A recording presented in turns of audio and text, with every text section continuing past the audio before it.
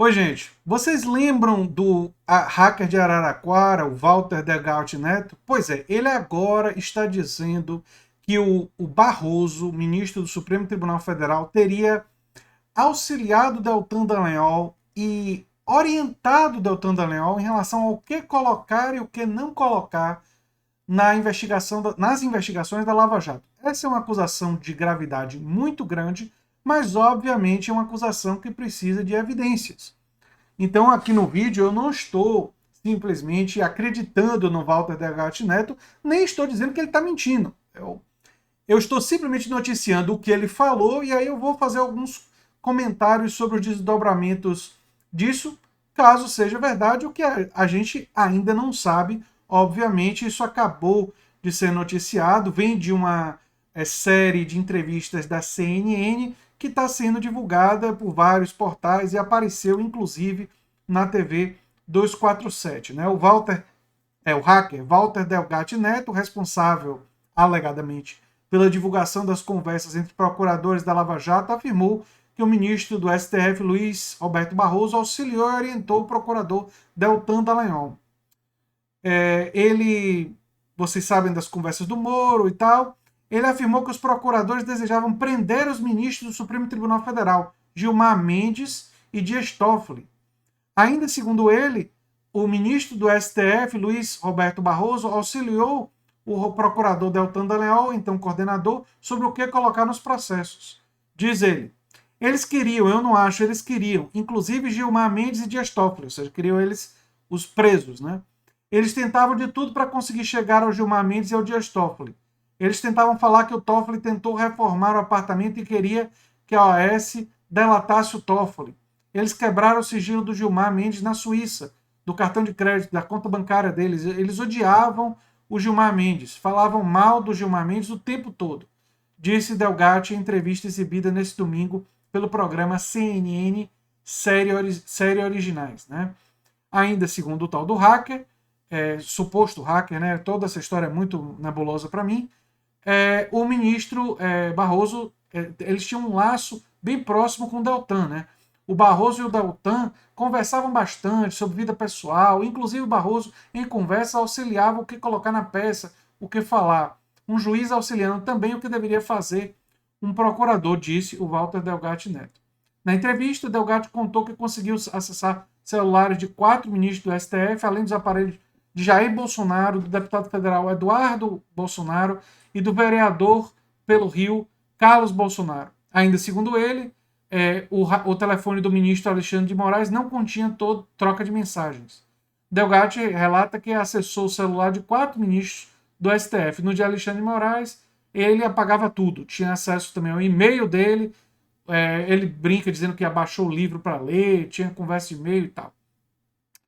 O ministro do STF, Barroso, já tem uma declaração pública. Né? Ele soltou uma nota para a imprensa pela sua assessoria e ele disse o seguinte: nunca teve, Barroso disse que nunca teve o aplicativo Telegram e, consequentemente, jamais conversou com alguém utilizando essa plataforma. O ministro jamais prestou qualquer auxílio a procurador da Lava Jato sobre o que colocar em alguma peça.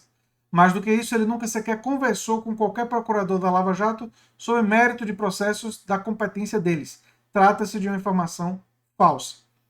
Aí fica esse disse-me-disse, né? Quem é que está dizendo a verdade? Não sei. Isso daí tem que ser investigado. É uma acusação muito, muito, muito grave, né? Muito grave mesmo. Sobre o acesso aos telefones do clã Bolsonaro, ele disse, o tal do hacker, que as trocas de mensagens eram efetuadas por meio de chat privado. As conversas deles eram apagadas. Eles apenas diziam que era para ir para o chat privado, pois o chat secreto. Uma pessoa que acessa sua conta não consegue acessar a conversa do chat secreto. Ainda conforme Delgatti, o jornalista Glenn Greenwald não pagou. É uma outra informação que ele meio que já tinha confirmado, mas agora ele fala isso de novo, né? Que o Glenn Greenwald não teria pago pelo material que ele havia hackeado. E até hoje não descobriram transferências do Glenn Greenwald nem de nenhuma pessoa próxima do Glenn Greenwald ao Walter Delgatti Neto. Isso não foi ainda evidenciado. Então parece que, por enquanto, que a versão do Walter Delgatti Neto em relação a isso é verdadeira. Eu tendo a acreditar no Glenn, até pela trajetória dele, mas claro, tudo isso também precisa ser investigado, né? Ele também revelou que os integrantes da Lava Jato tinham o ex-presidente Luiz Inácio Lula da Silva como um dos eixos centrais da força-tarefa. Isso a gente sabia. O foco era o Lula, mas os empresários também e outros políticos ou diretores da Petrobras que eles mantinham presos até a pessoa falar. Exemplo, o Léo Pinheiro. Eles falavam, se ele enviar, fizer a delação e não falar do Lula, não será aceita. Tinha conversa assim. Ou seja, eles tinham foco em pegar o Lula e o Walter Delgatti Neto insistiu nisso bastante. Essas são as novidades vindas do hacker de Araraquara. Né? Minha posição é muito clara. Todas essas alegações têm que ser investigadas, tem que se buscar evidências.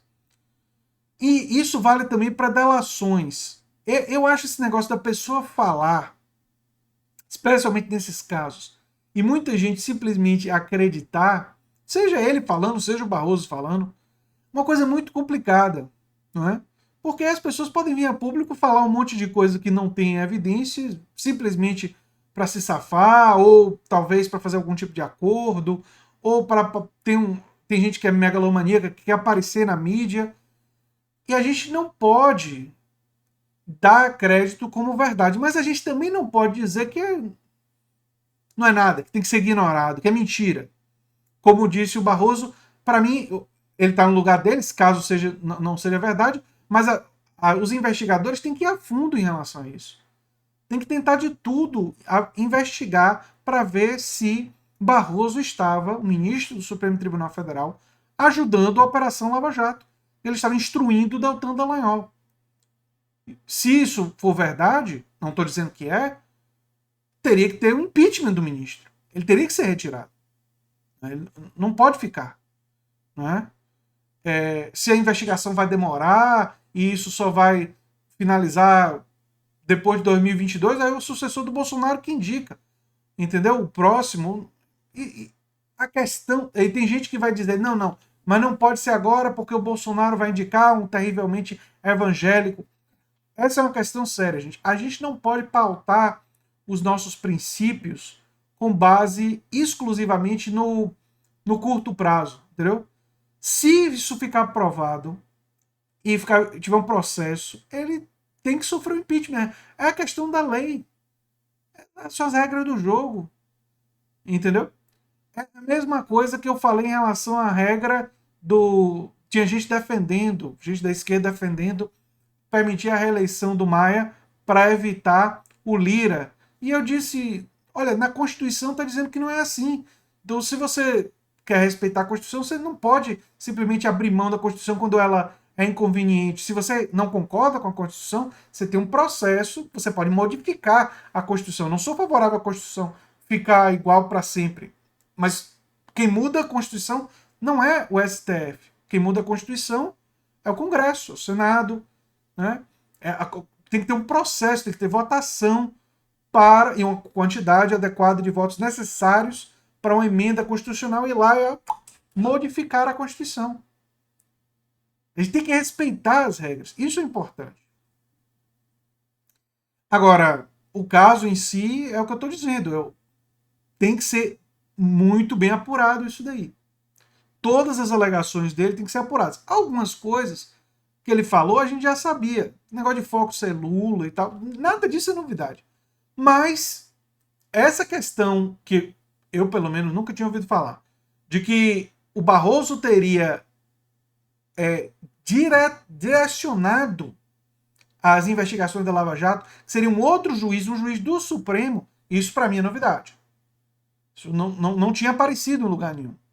É possível? Tem que ser investigado. A gente não sabe se é verdade. E eu acho que nesse momento é bom a gente exercitar aquela boa e velha cautela, prudência. Né? Enfim, é o que eu tinha para dizer sobre esse assunto. Se você gosta do que eu faço aqui no canal A Nova Máquina do Tempo, se inscreva, dê um like, compartilhe. Hoje à noite eu vou participar de uma live às 7 horas no canal do Marcelos sobre história. Então quem quiser dá um pulinho lá. O Carlito Neto do canal Historiador deve participar também. E é isso aí. A gente vai se falando, gente. Um abração e até a próxima. Tchau.